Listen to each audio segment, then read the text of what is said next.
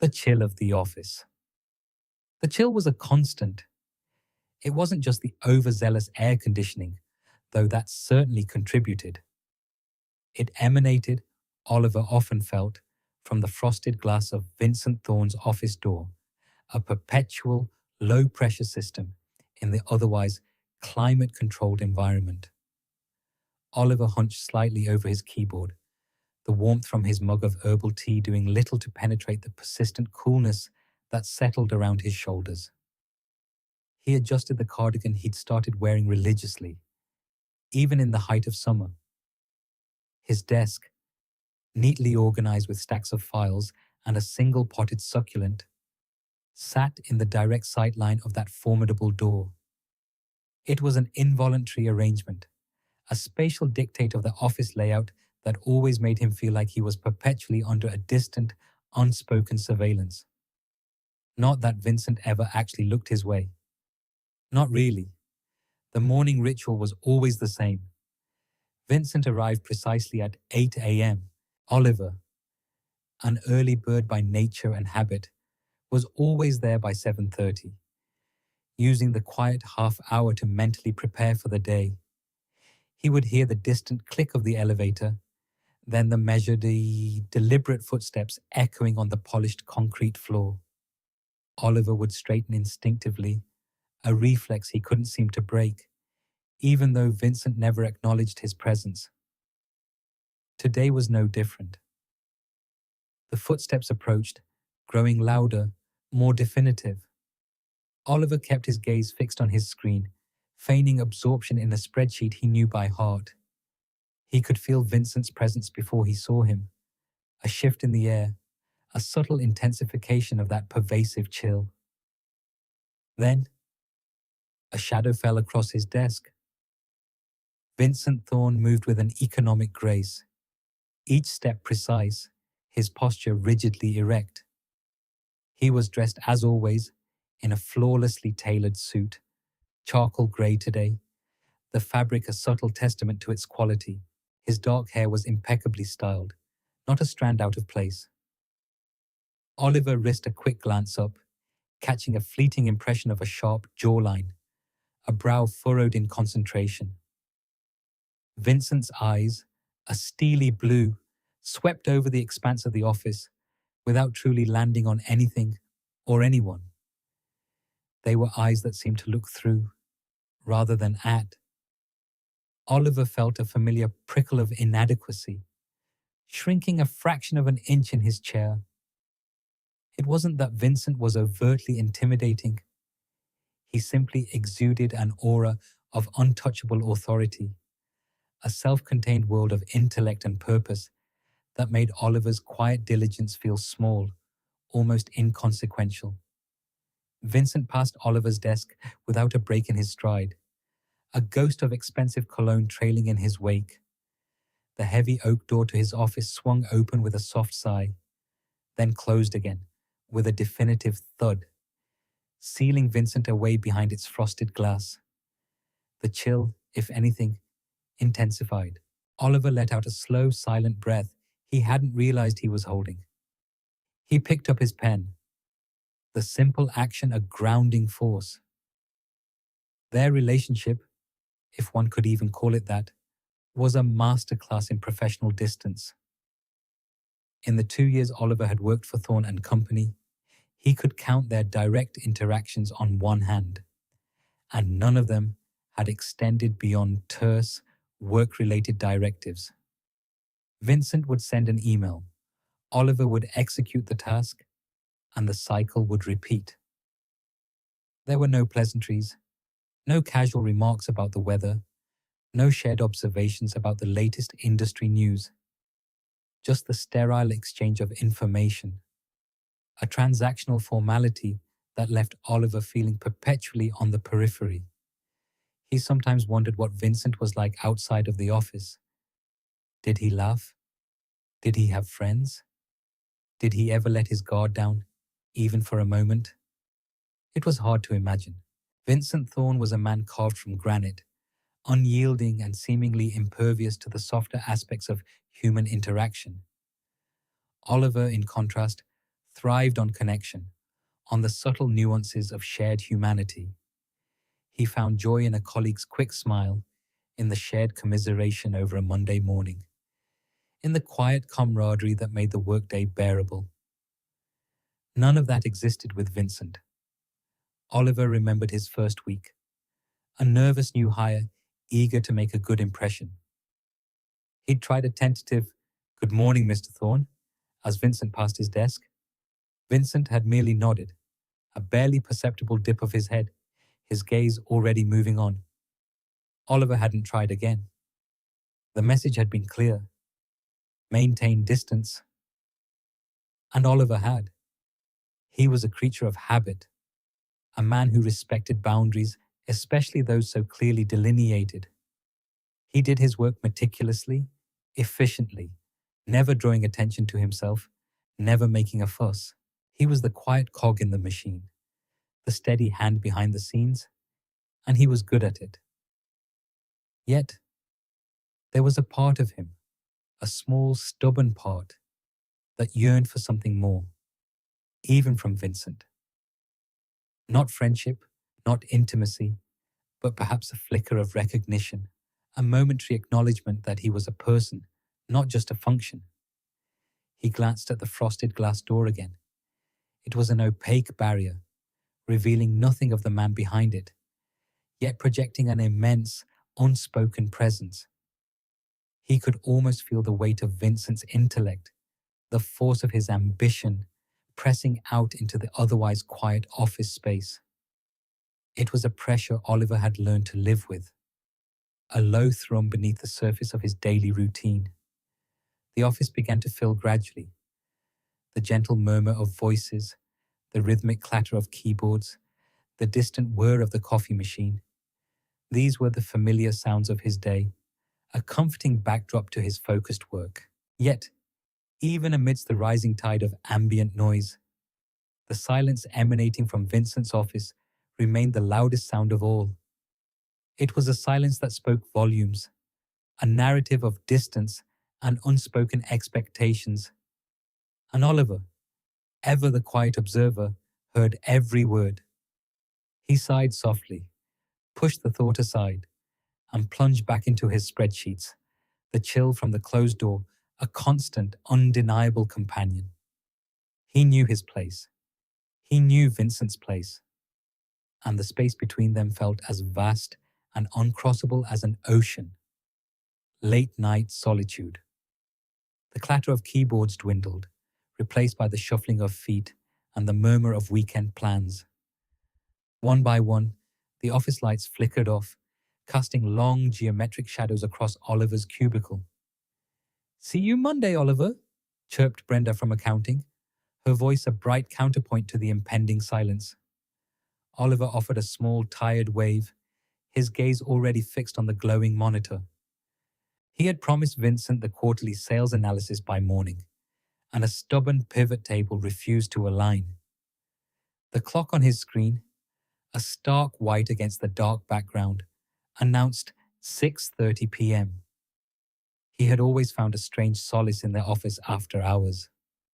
The hum of the server room, usually drowned out by office chatter, became a low, comforting thrum. The air, thick with the day's stale coffee and faint perfume, gradually thinned, replaced by the crispy, almost metallic scent of solitude. He stretched, feeling the familiar ache in his shoulders, and cracked his knuckles. The silence deepened, pressing in on him, yet it wasn't oppressive. It was a blank canvas, allowing his thoughts to drift, to coalesce around the elusive data points. He adjusted his glasses, leaning closer to the screen. The numbers swam before his eyes, a dizzying array of growth percentages and market shares. He nudged a column here, tweaked a formula there, the rhythmic click of his mouse echoing in the vast, empty space. Outside, the last vestiges of daylight bled from the sky, painting the windows in bruised purples and bruised oranges. The city beyond began to twinkle, a tapestry of distant lights that felt both remote and intimately connected to his solitary vigil. Just as he thought he'd finally cracked the code, a faint, almost imperceptible sliver of light caught his eye. It emanated from beneath the door of Vincent's office, a thin golden line against the polished dark wood. Oliver paused, his finger hovering over the save button. Vincent? Still here? He glanced at the clock again. 7:45 p.m. It was unprecedented. Vincent, a creature of precise schedules and unyielding routines, was always the first to arrive and the first to leave, his departure a ritual as predictable as the sunrise.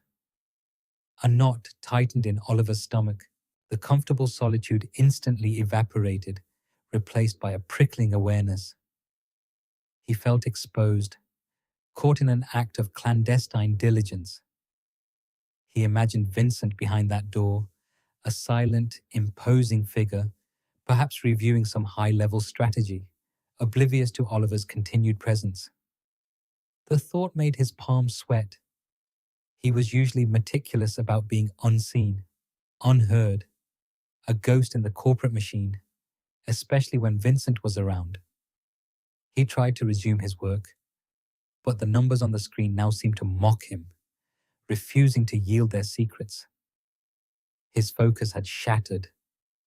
Every creak of the building, every distant siren seemed amplified, carrying a potential judgment. He found himself listening, straining to discern any sound from Vincent's office. A cough, a rustle of papers, anything to confirm or deny his boss's continued presence. But there was nothing. Only the persistent, unwavering line of light. The air, which had felt crisp moments ago, now felt heavy, charged with an unspoken tension.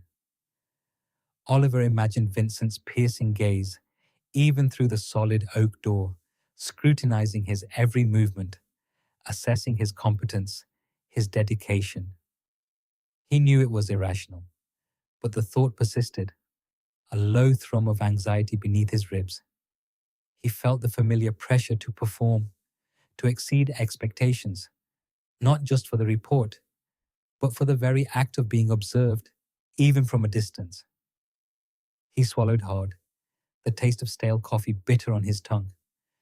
The report, so close to completion, now felt like an insurmountable task.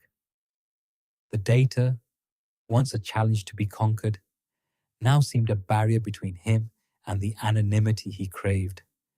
He considered packing up, leaving the last few adjustments for the morning. But the thought of Vincent seeing the unfinished work, knowing Oliver had left prematurely, was unbearable. He had to finish it. Here and now, under the silent, watchful eye of the boss he barely knew but desperately wanted to impress. The faint glow under Vincent's door remained, a silent, unblinking sentinel in the deepening night. The locked door. The digital display on Oliver's monitor glowed 11:47 p.m. With a resonant click, he saved his analysis one last time. The sound a surprisingly sharp punctuation mark in the deep silence. A sliver of light still bled from under Vincent's door, an unnerving, persistent beacon. Oliver systematically gathered his scattered papers, stacking them into a neat pile before tucking them into his briefcase. He tidied his workspace, aligning his pens and pushing in his chair. A small, familiar ritual, a balm against the day's inherent chaos. Slung over his shoulder, the laptop bag strap bit lightly into his collarbone as he began his quiet egress through the cubicle maze. The industrial carpet swallowed his footsteps, while the lengthening, twisting shadows transformed familiar office furniture into hulking, indistinct specters. The usual comforting hum of the fluorescents had morphed into an intrusive buzz, a nervous tremor in the air. Reaching the main entrance, a heavy oak-paneled door that always felt substantial, almost ceremonial, Oliver reached for the handle. A metallic thud echoed through the vast space, followed by a series of sharp, decisive clicks.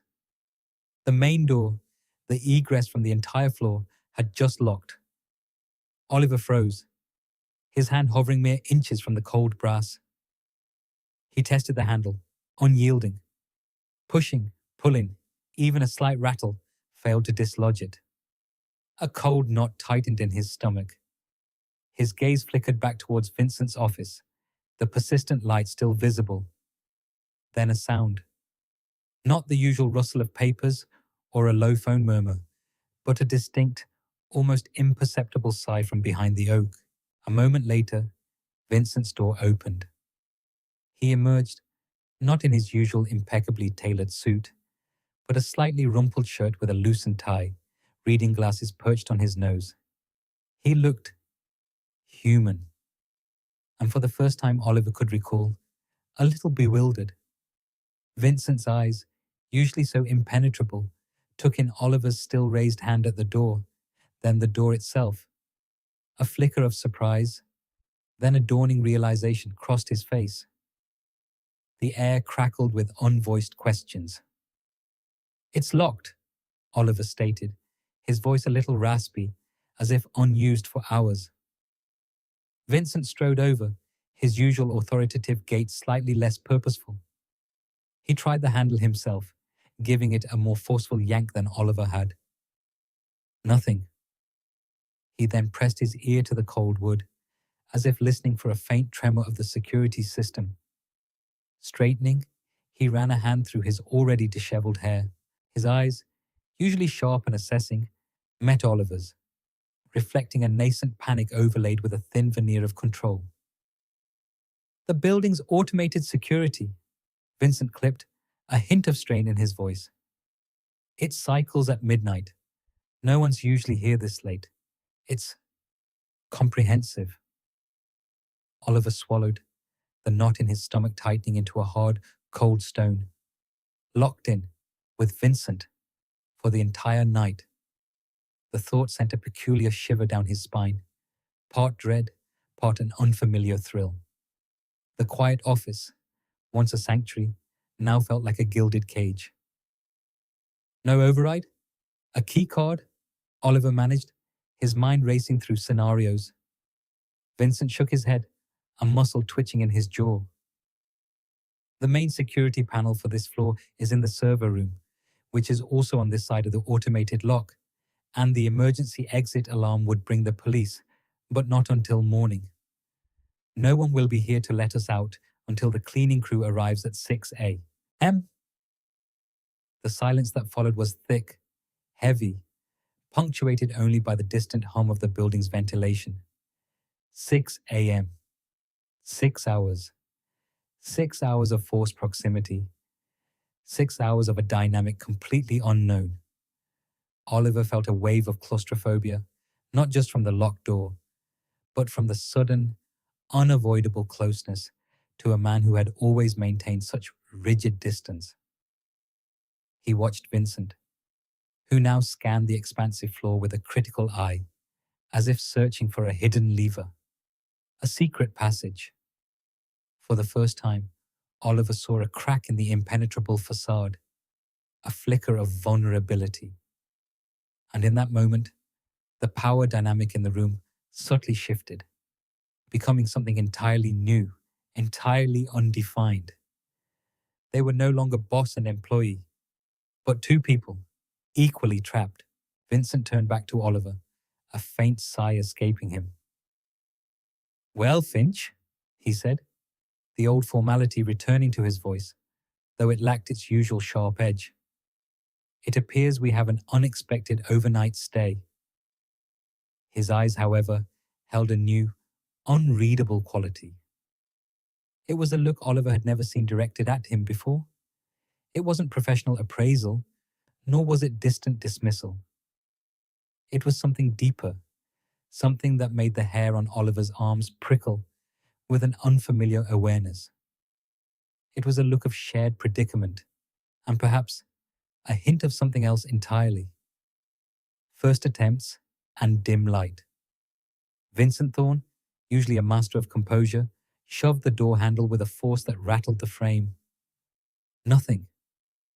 He tried again, a grunting sound escaping his lips, a raw edge to his usually modulated voice.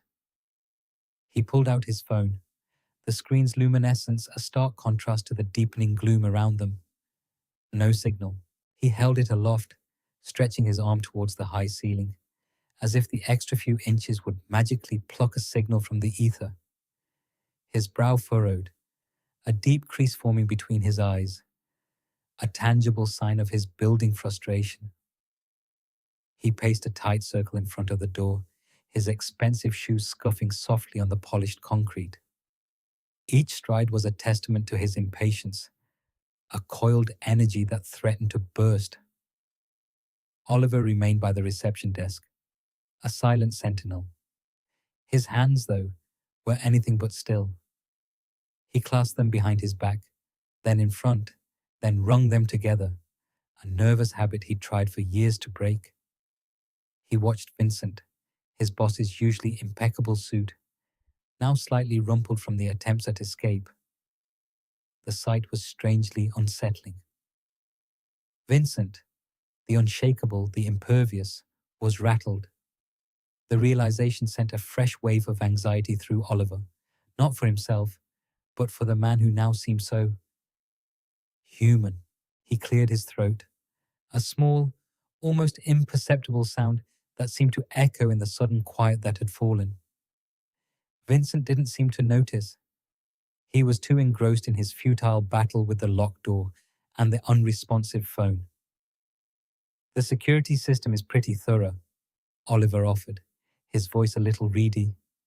"I've read the manual. There are no overrides from the inside once it's fully activated." Vincent paused his pacing, turning to Oliver with an unreadable expression. For a moment, Oliver thought he saw a flicker of something in Vincent's eyes, perhaps a nascent fear, quickly masked. "And you're just telling me this now, Finch?" he demanded, his tone clipped, but lacking its usual authoritative bite. It was laced instead with a weary exasperation. Oliver flinched, even though he knew the question wasn't truly accusatory, more rhetorical. I assumed you knew the system, sir," he stammered. "You approved its installation." Vincent merely grunted, running a hand through his perfectly coiffed hair, dislodging a few strands. He looked around the vast, empty lobby, then back at Oliver, a hint of something uncomfortably close to helplessness in his gaze. The silence stretched, thick and heavy, punctuated only by the distant hum of the building's unseen machinery. The air grew cooler, a subtle shift that Oliver felt keenly. He shivered, despite himself. Then, without warning, the fluorescent lights overhead flickered once, twice, and then plunged them into near darkness. A gasp escaped Oliver's lips, a small, involuntary sound. Vincent cursed under his breath, a low, guttural expletive. The emergency lights, small, recessed fixtures, cast a faint greenish glow on the floor, outlining doorways and exits in an eerie, unfamiliar way. Outside, through the panoramic windows that usually showcase the city's vibrant sprawl, the full moon had risen, bathing the urban landscape in a soft, silvery luminescence. Streaks of moonlight cut through the interior, painting long, distorted shadows across the usually brightly lit reception area. Desks, chairs, and potted plants transformed into shadowy, grotesque shapes. The sudden dimness heightened Oliver's senses. He could hear the faint whisper of the ventilation system, the distant thrum of traffic from the street below, and, most acutely, the shallow, rapid breathing of Vincent beside him. The air, already cool, now felt charged with an unspoken tension. Oliver realized with a jolt that this wasn't just an inconvenience. It was a confinement, and in this dim, unsettling quiet, with the world outside reduced to a distant glow, they were truly alone. The thought, terrifying as it was, also held a strange, undeniable pull. He glanced at Vincent, whose silhouette was now sharply defined against the moonlit window, and wondered what the night held for them, trapped together in the heart of their silent, sleeping office. A granola bar and a glimmer. The office's pervasive gloom was broken only by the faint, rhythmic thrum of emergency lights from floors below, a distant pulse against the inky blackness. Vincent, having fruitlessly attempted to revive the defunct landline, finally conceded defeat. He didn't merely sit. He collapsed into a plush visitor's chair, the expensive leather protesting faintly beneath his weight. His impeccably tailored blazer, usually a second skin of command, now hung loosely, his tie askew. Moonlight, slivering through the tall windows, etched his profile in stark relief, highlighting the deep lines of weariness around his eyes. Furrows Oliver had never noticed, accustomed as he was to Vincent in the relentless gleam of fluorescent tubes. He looked less the formidable CEO, Vincent Thorne, and more a man utterly spent. Oliver, meanwhile, quietly rummaged through his messenger bag, the rustle of fabric an unnervingly loud intrusion in the stillness. His own anxiety, though persistent, was now tinged with a novel emotion, a strange, almost paternal concern for the man opposite him. Vincent, typically a paragon of self-possession, now exuded a vulnerable fatigue that was disquieting to witness, a humanity Oliver hadn't imagined he possessed. He located the crinkly silver wrapper. "Mr. Thorne," he murmured, his voice surprisingly steady. Vincent stirred, his heavy-lidded gaze slowly lifting to meet Oliver's. There was no sharpness, only profound exhaustion. Oliver took a tentative step forward, extending a rectangular package. I always keep an emergency granola bar in my bag, for long days or, just in case." The offer, simple and unassuming, felt monumental in the vast, silent room, a mundane object. Yet in this extraordinary circumstance, it seemed an olive branch, a small comfort in a sea of unease. Vincent stared at the bar. His eyes, usually pools of cool calculation, were now clouded with something Oliver couldn't quite decipher. A flicker of surprise, perhaps, or a fleeting bewilderment. He didn't immediately reach for it, and Oliver felt a familiar blush creep up his neck, wondering if he'd overstepped, if the gesture was presumptuous. He began to withdraw his hand. But then, Vincent's strong, precise hand came up, not to take the bar, but to rub slowly across his jaw. The barely perceptible stubble scraped faintly. He let out a soft sigh. Devoid of his usual controlled composure, a sound more akin to resignation. "Thank you, Oliver," Vincent said, his voice rougher, a little gravelly, as if unused to expressing such a simple sentiment. He finally reached out, his fingers brushing Oliver's as he took the granola bar. The brief, accidental contact sent a jolt through Oliver, an unexpected current in the quiet air. Vincent didn't unwrap it immediately. He held it, turning it over in his hand, a commonplace item rendered precious by circumstance. For a moment, his gaze drifted towards the moonlit window, lost in thought. When his eyes returned to Oliver, the usual sternness had softened, just a fraction. It was a subtle shift, barely perceptible, like the first hint of dawn on a dark horizon. Weariness lingered. Yes, but beneath it, Oliver detected something else. A glimmer, a flicker of gratitude perhaps, or even a nascent vulnerability. It was the first crack in the impenetrable facade Oliver had known for years. Vincent gave a small, almost imperceptible nod, a silent acknowledgement that transcended the simple exchange of a snack. Not a smile, but a loosening, a minute unraveling of the tightly wound man Oliver had always known. The subsequent silence was different now, less oppressive, imbued with a nascent understanding, a quiet acceptance. The shared space no longer felt like a cage, but rather a temporary, unexpected sanctuary. Oliver found himself breathing a little easier, a strange lightness settling in his chest. A granola bar. Who would have thought? He watched as Vincent slowly tore open the wrapper, the crinkle echoing in the vaster room. The act, so ordinary, was imbued with an unexpected intimacy, a shared moment of simple human need in an extraordinary predicament.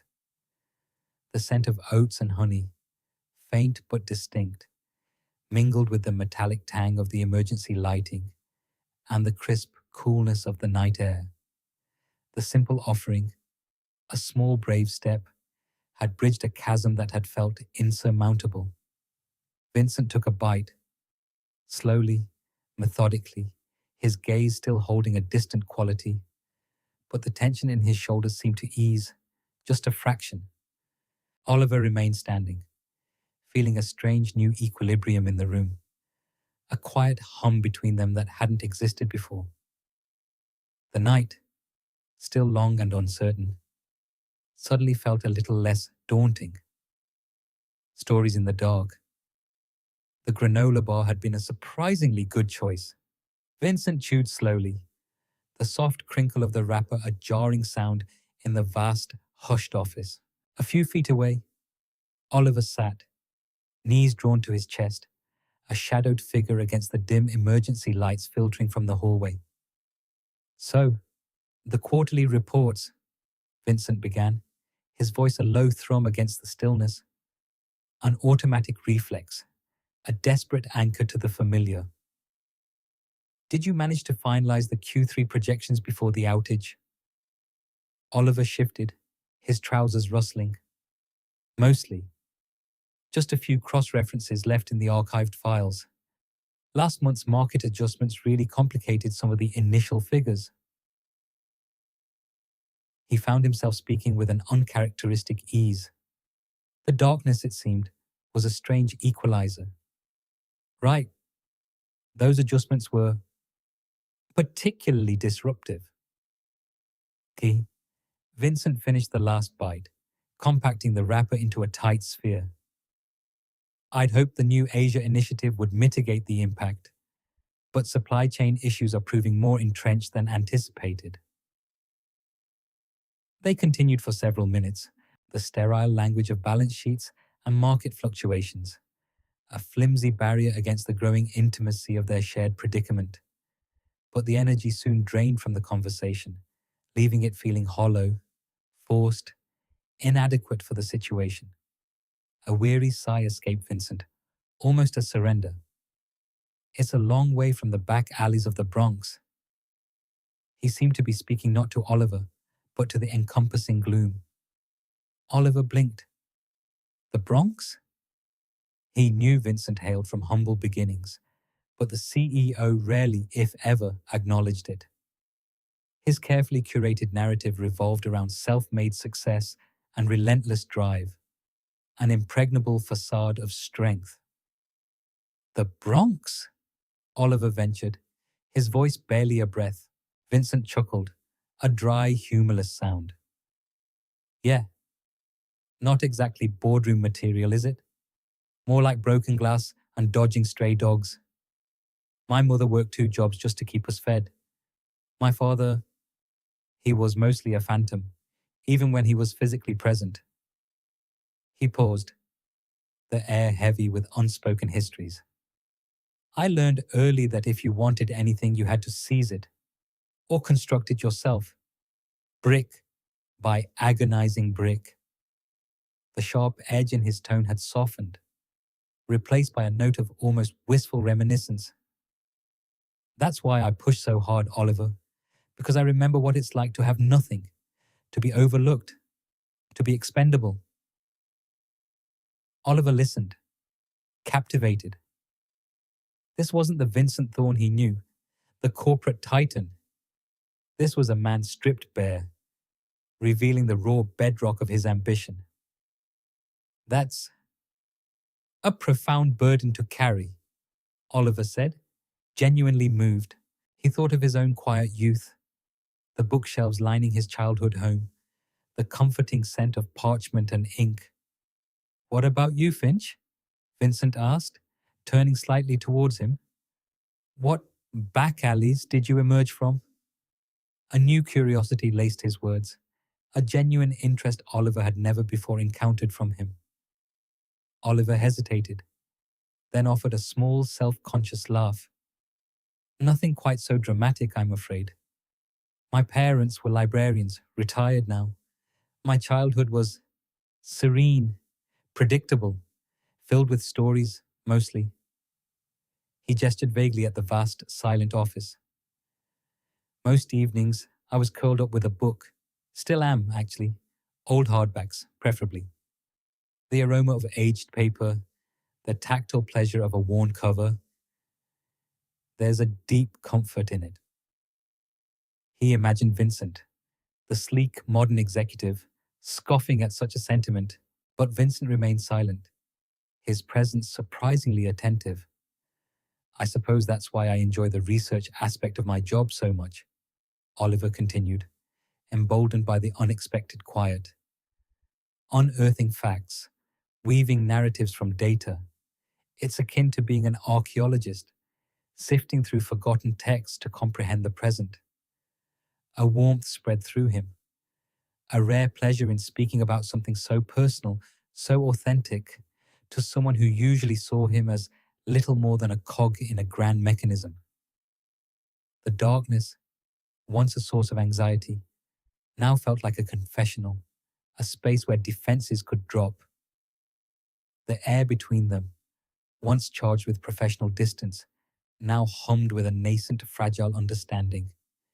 Vincent, the remote CEO, and Oliver, the diligent subordinate, were slowly, irrevocably becoming just two men, sharing their lives in the dark. The melting wall.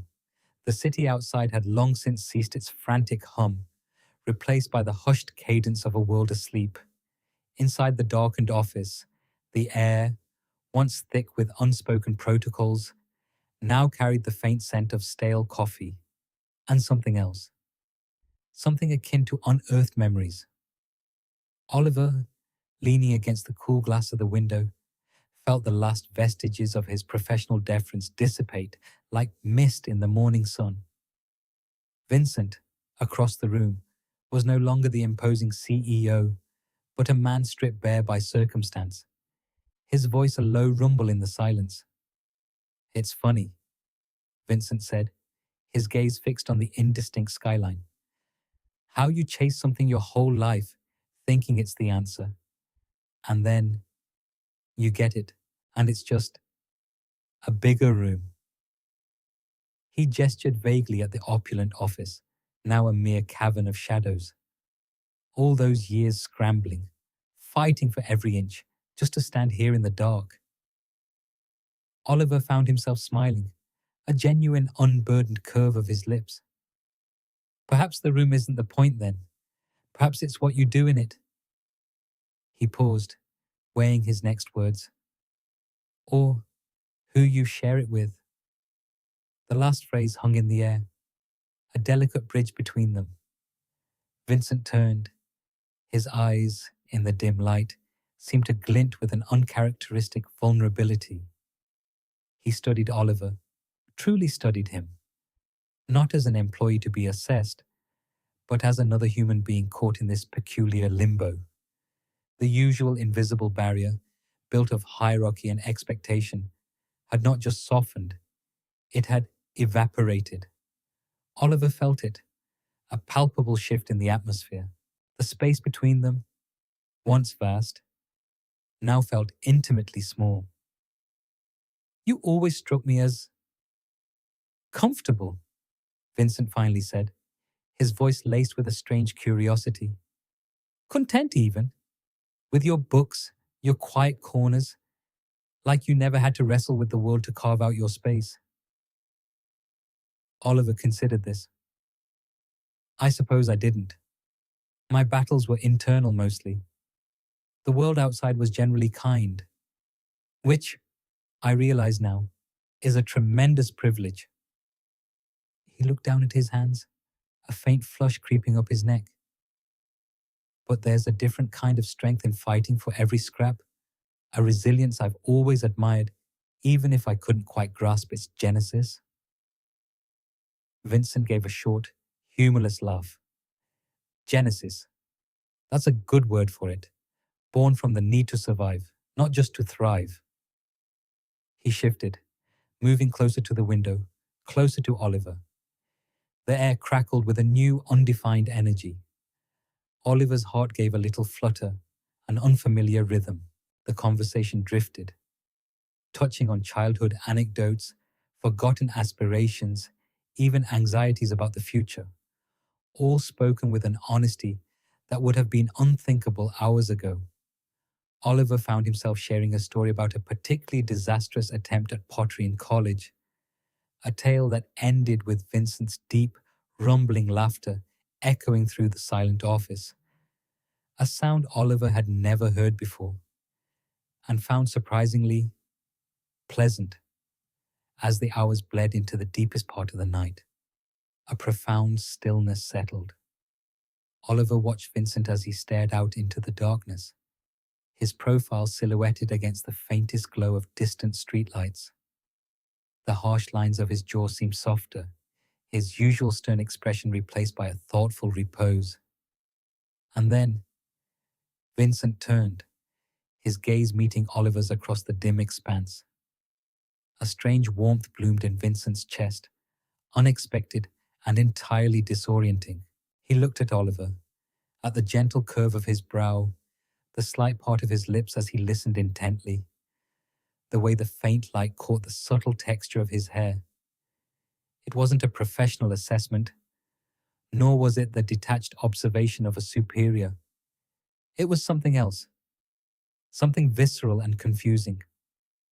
A soft current, like a quiet river, flowed through him, completely at odds with the controlled, unyielding landscape of his usual emotions.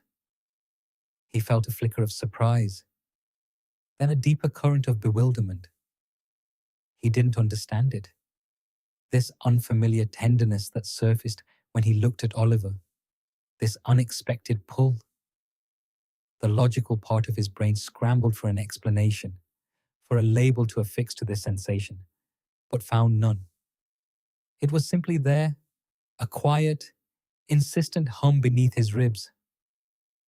He cleared his throat, the sound a little rougher than intended. "It's getting late," he mumbled, breaking the spell, though the warmth persisted, stubbornly defying dismissal. He turned back to the window, the city a blur of distant lights, his mind a sudden maelstrom of unanswerable questions.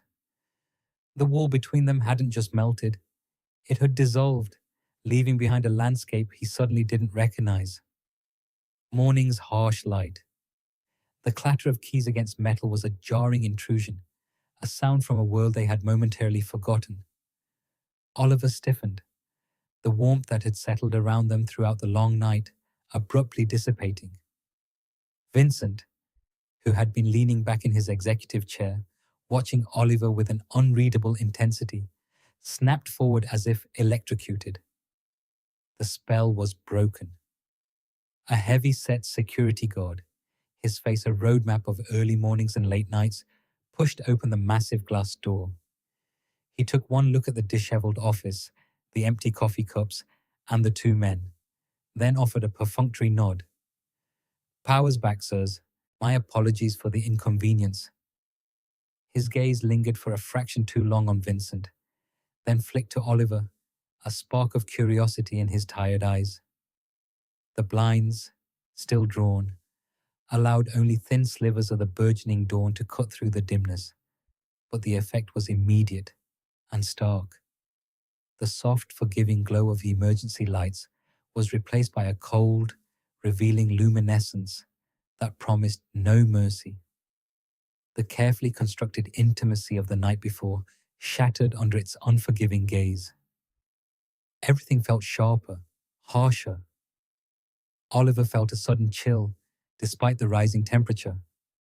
Vincent rose, his movements stiff, almost robotic. His face, which had softened and opened in the hours of darkness, was now a mask of polished stone. The lines of fatigue were etched deeper, but the vulnerability had vanished, replaced by an impenetrable shield. He glanced at Oliver, a fleeting, almost imperceptible flicker in his eyes, but it was gone before Oliver could decipher it. "Thank you, Johnson," Vincent said, his voice flat, devoid of the earlier warmth, the shared laughter, the quiet confidences. It was the CEO's voice, precise and unyielding. "I trust this won't happen again." "No, sir. The maintenance team is already looking into the substation issue," Johnson replied, his tone deferential. Oliver, still seated, felt a knot tighten in his stomach. He wanted to speak, to say something, anything, to bridge the chasm that had suddenly opened between them. But the words caught in his throat, suffocated by the abrupt return of their professional hierarchy. Vincent was already moving, striding towards his private bathroom, his back rigid. He didn't look back. The door clicked shut, leaving Oliver alone with the echoing silence and the security guard. Johnson cleared his throat. "Everything all right, Mr. Finch?" "Yes, perfectly," Oliver managed, his voice sounding hollow to his own ears. He stood, gathering his few belongings, the discarded coffee cup, his phone, the half-eaten granola bar. Each movement felt heavy, laden with an unspoken weight. The office, which had felt like a refuge only an hour ago, now felt vast and empty. When Vincent emerged from the bathroom, he was transformed. His suit jacket was back on, perfectly aligned. His hair was slicked back, every strand in place. His face, though still tired, was devoid of any emotion that might hint at the night they had just shared. He was Vincent Thorne, CEO, once more impeccable and distant. He walked past Oliver without a word, heading straight for his desk. He picked up his phone, his fingers flying across the screen, already immersed in the world of business, a world Oliver had only glimpsed from the periphery until now. Oliver felt a pang of something akin to betrayal, a sharp, unexpected hurt. Had it all meant nothing? The raw honesty, the shared vulnerabilities, the fleeting moments of profound connection, were they simply a hallucination brought on by exhaustion and the unusual circumstances? "Oliver?" Vincent's voice cut through his thoughts, sharp and commanding. Oliver jumped. "Please ensure the presentation for the board meeting is finalized by noon. I want to review it before I leave for the morning conference." There was no please, no thank you, no acknowledgement of anything beyond the immediate task. It was as if the last 12 hours had been erased, an inconvenient glitch in the corporate matrix. Oliver met Vincent's gaze, searching for a flicker of recognition, a hint of the man who had spoken of regret and dreams. But there was only the cold, unyielding blue, a wall he could not penetrate. "Yes, Mr. Thorne," Oliver replied, his voice flat, devoid of any inflection. He turned and walked towards his own desk, his shoulders hunched. The harsh morning light streamed through the now open blinds, illuminating the dust motes dancing in the air, a metaphor for the fragile, ephemeral nature of the connection they had forged. The world had returned to its proper order, and Oliver was once again just an employee, and Vincent, his boss. But Oliver knew, with a certainty that chilled him to the bone, that he was irrevocably changed, and the memory of the night would linger, a ghost in the sterile corporate hallways. The unsaid tension. The oppressive hum of fluorescent lights provided a stark counterpoint to the thrumming silence that had descended between them. Weeks blurred into an indistinguishable continuum, each day a monotonous echo of the last. Vincent, a spectral presence, flitted through the office, a fleeting shadow at the corridor's end, or a name on an impersonal email. His meetings unfolded behind closed doors, his voice a muffled murmur that Oliver fruitlessly strained to decipher from his desk, a futile proximity. The initial days had been a disorienting haze for Oliver, a kaleidoscope of disbelief and pain. He'd convinced himself it was shock, the abrupt return to normalcy that had driven Vincent back into his shell. Oliver clung to the memory of Vincent's raw confessions, the tremor in his voice, the unexpected warmth of his hand, a desperate lifeline in a tumultuous sea. But as days bled into a fortnight, then a month, hope curdled into acrid resentment. The office air grew thick, heavy with unarticulated truths. It clung to surfaces, permeated the potted greenery, and settled like a fine dust on every keyboard. Oliver felt its oppressive weight most acutely in the quiet moments, punctuated only by the staccato of his own typing or the distant ring of a phone never meant for him. He'd catch colleagues exchanging conspiratorial glances, their hushed conversations abruptly dying as he approached. He envisioned the gossip, the speculation, the inevitable conclusion that Oliver Finch had somehow overstepped, perhaps even faced a reprimand. Work, once a meticulous ballet of tasks and deadlines, devolved into a clumsy stumble. Oliver found himself rereading emails, his focus splintered by the persistent question echoing in his mind. What had it all meant? The detailed reports he once championed now felt hollow, crafted for an audience suddenly indifferent. He'd scrutinize his work, hunting for flaws, convinced any imperfection would be seized as proof of his instability. He missed the spontaneous interactions, the casual nods of acknowledgement, the brief, intense eye contact that had once been their silent language. Now, Vincent's gaze darted away if their paths threatened to converge. A quick, almost imperceptible flinch that landed like a physical blow. Oliver began to orchestrate his own movements, timing coffee breaks to avoid the executive floor, taking circuitous routes to the printer, anything to escape the humiliating dance of avoidance. His apartment's nightly quiet, once a sanctuary, now felt like a lonely echo chamber. He replayed every word, every gesture, every fleeting expression from that night, searching for a hidden clause, a disclaimer he'd overlooked. Had he misread the vulnerability? Had he conjured the connection from shared fear and isolation? The memory of Vincent's hand brushing his, the surprising softness of his voice recounting childhood tales, the raw honesty in his eyes. It all felt intensely real, too real to be dismissed as mere invention. A gnawing sadness took root deep within him. It wasn't merely the professional slight, the sudden re-establishment of a hierarchical chasm. It was the loss of something far more profound. He'd glimpsed a different Vincent, a man burdened by anxieties and dreams, a man who, for a few precious hours, had allowed himself to be truly seen. And Oliver, in turn, had felt genuinely visible, truly heard, in a way he hadn't experienced before. That intimacy, born of necessity and shared humanity, had been precious. Now, it was as if it had never existed. He found himself gazing out the office window more often, watching the sprawling tapestry of indifference that was the city below. The sharp angles of the buildings mirrored the abruptness of Vincent's retreat. He wondered if Vincent, behind the polished facade of his office, felt any of it, any regret, any confusion, any flicker of the unexpected connection that had bloomed in the dark.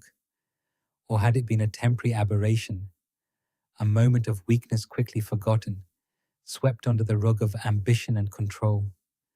Oliver felt the crushing weight of the unspoken, the chasm that had opened between them. It was a tension that didn't shout, but rather hummed beneath the surface. A low, constant vibration that frayed his nerves. He yearned for clarity, for an explanation, for anything to shatter this suffocating silence. But Vincent remained an impenetrable wall, and Oliver, trapped in the bewildering aftermath, was left with only questions and the heavy burden of a brutally severed connection. The taste of that connection, however, still lingered, a bittersweet phantom on his tongue. He knew, with a certainty that chilled him, that he couldn't simply revert to how things were. He was changed, irrevocably so, and Vincent's silence was beginning to feel like a deafening roar. A confession in the rain. The rain had been falling for hours, a relentless drumming against the office windows that seemed to amplify the silence within. Grey light filtered through the thick cloud cover, casting the usually vibrant space in a muted, somber hue. Oliver watched a solitary drop race down the pane, merging with countless others, a tiny stream carving a temporary path before dissipating. His own internal landscape felt much the same, a constant, quiet deluge of unanswered questions, each drop adding to a growing lake of confusion and hurt. It had been 3 weeks since the power outage, 3 weeks since Vincent had pulled back, erecting an invisible barrier between them that was more formidable than any physical wall.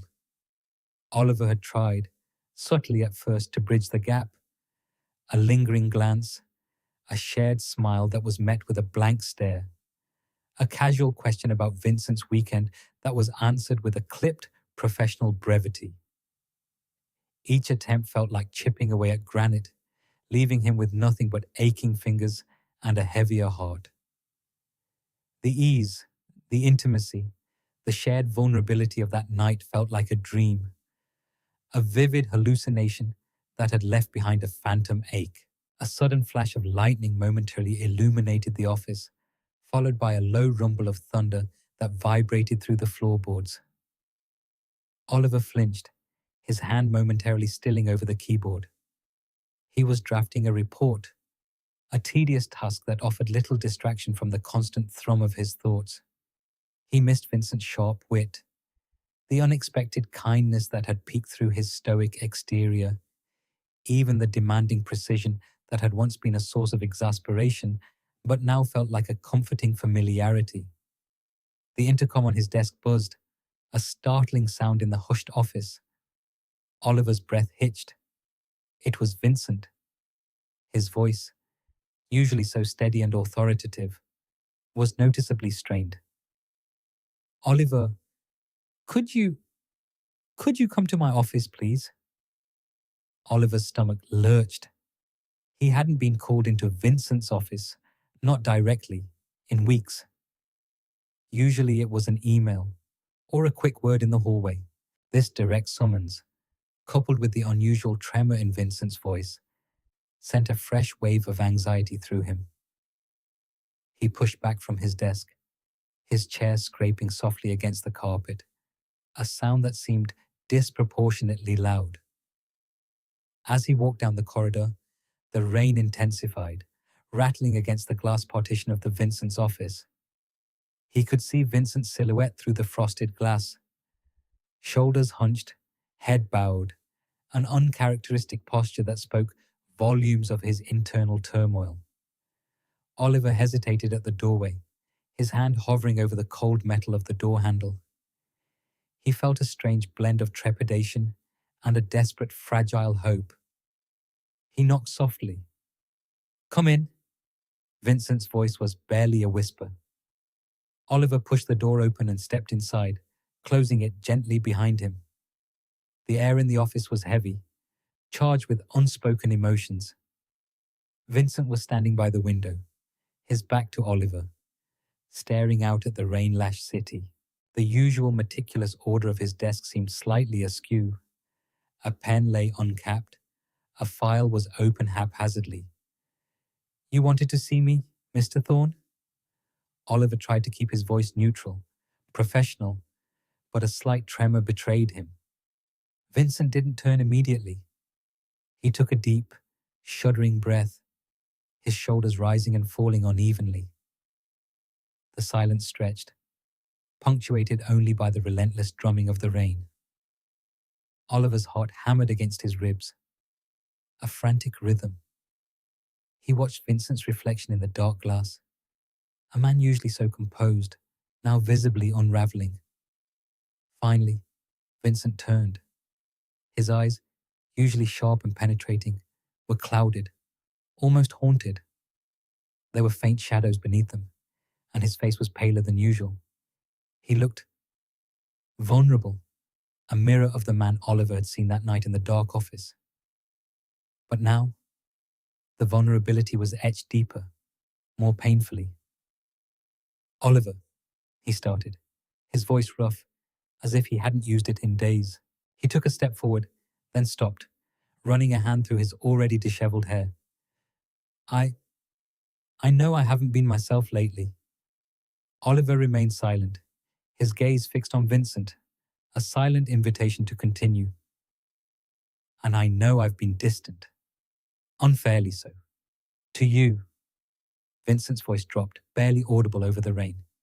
He finally met Oliver's eyes, and for a fleeting moment Oliver saw the raw emotion swirling within them, confusion, fear, a profound regret. I've been struggling. With a lot." He took another shaky breath, clenching his fists at his sides. "That night," he continued, his voice barely above a whisper, "that night changed things for me. Irreversibly, it seems." He paused, searching for the right words, his gaze sweeping over Oliver's face, as if trying to memorize every detail. Oliver felt a jolt of electricity, a spark of hope igniting in his chest. This was it. The conversation he had longed for, dreaded, imagined 1,000 times. Vincent closed his eyes for a moment, as if gathering his resolve.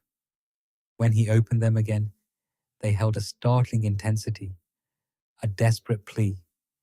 He took a hesitant step closer, bridging some of the distance between them. "Oliver, He swallowed hard, the words catching in his throat. He looked down at his hands, then back up at Oliver, his gaze unwavering despite the obvious struggle. The rain outside seemed to intensify, creating a dramatic backdrop to this quiet, profound confession. Then, the words finally tumbled out, raw and unvarnished, a fragile admission that hung in the heavy air between them. "Oliver, I think I have feelings for you." The world outside, the drumming rain, the city lights, all faded into an indistinct hum. Oliver's breath hitched in his throat. The fragile hope in his chest blossomed into something vast and overwhelming, terrifying and exhilarating all at once. Vincent's words echoed in the sudden, profound silence, forever altering the landscape of their shared reality.